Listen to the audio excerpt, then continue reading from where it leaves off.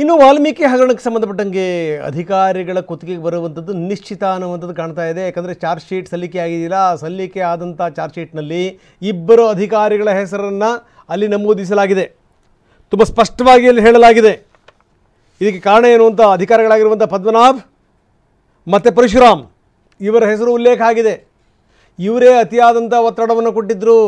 ಒತ್ತಡವನ್ನು ತಾಳಕ್ಕಾಗದೇನೆ ಚಂದ್ರಶೇಖರನ್ ಆತ್ಮಹತ್ಯೆ ಮಾಡಿಕೊಂಡಿರುವಂಥ ಚಾರ್ಜ್ ಶೀಟ್ನಲ್ಲಿ ಉಲ್ಲೇಖಿಸಲಾಗಿದೆ. 300 ಪುಟಗಳ ಚಾರ್ಜ್ ಶೀಟ್.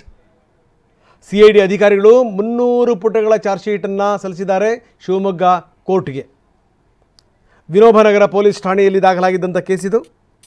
ಆತ್ಮಹತ್ಯೆ ಬಗ್ಗೆ CID ಅಧಿಕಾರಿಗಳು ಚಾರ್ಜ್ ಶೀಟ್ ಸಲ್ಲಿಸಿದ್ದಾರೆ. ಚಂದ್ರಶೇಖರನ್ ಪತ್ನಿ ನೀಡಿದ್ದಂಥ ದೂರಿನ ಆಧಾರದ ಮೇಲೆ ಈ ಚಾರ್ಜ್ ಶೀಟ್ ಸಲ್ಲಿಕೆ ಆಗಿರುವಂಥದ್ದು. 300 ಪುಟಗಳ ಚಾರ್ಜ್ ಶೀಟ್.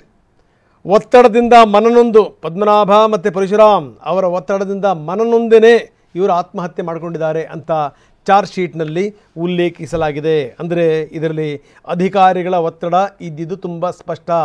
ಅಧಿಕಾರಿಗಳು ಆ ರೀತಿ ಒತ್ತಡವನ್ನು ಹಾಕ್ತಾಯಿದ್ರು ಚಂದ್ರಶೇಖರನ್ಗೆ ಅನ್ನೋದಾದರೆ, ಇವ್ರಿಗೆ ಯಾರ್ಯಾರು ಅಧಿಕಾರಿಗಳು ಒತ್ತಡವನ್ನು ಹಾಕ್ತಾಯಿದ್ರು, ಯಾವ್ಯಾವ ರಾಜಕಾರಣಿಗಳು ಒತ್ತಡವನ್ನು ಹಾಕ್ತಾಯಿದ್ರು. ಈ ಕೇಸ್ ಕೂಡ ಬಹಳ ಇದರ ವಿಸ್ತಾರ ಜಾಸ್ತಿ ಇದೆ ಅಂತ ಅನ್ನಿಸ್ತಾ ಇದೆ. ಇದರ ಆಳ ಅಗಲ ಜಾಸ್ತಿ ಇದೆ ಅಂತ ಅನ್ನಿಸ್ತಾ ಇದೆ. ಸೊ ಇಲ್ಲಿಂದ ಇದು ಯಾವ್ಯಾವ ತಿರುವನ್ನು ಪಡ್ಕೊಳ್ಳುತ್ತೆ ನೋಡಬೇಕು.